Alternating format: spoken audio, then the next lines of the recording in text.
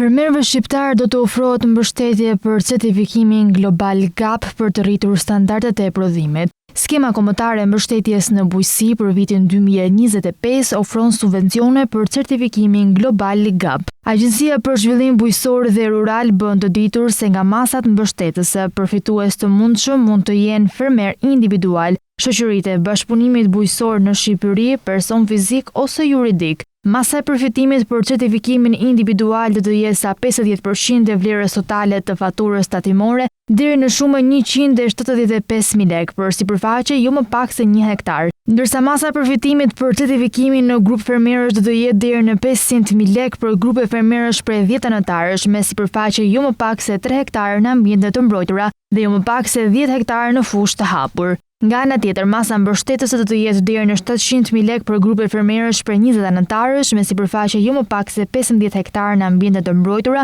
dhe jo më pak se 30 hektarë në fushë të hapur. Thirrja për aplikime në 8 masat mbështetëse të skemës kombëtare në bujqësi 2025 vijon të jetë e hapur deri më 30 maj. Ndërkohë, AZBR-ja bën të ditur se për fermat e certifikuara organike, vlera e mbështetjes është 200.000 lekë. Fermat organike për vitin e parë përfitojnë financim në vlerën 100.000 lekë, në vitin e dytë 150.000 lekë dhe 200.000 lekë për fermë të certifikuar. Fermat organike janë të certifikuara me Global Gap dhe operojnë në sektorin e prodhimit të mjaltit, perimeve, bimëve mjekësore e të tjerë. Bujqësia organike në Shqipëri po zhvillohet gjithmonë më tepër, duke sjellë produkte cilësore në treg.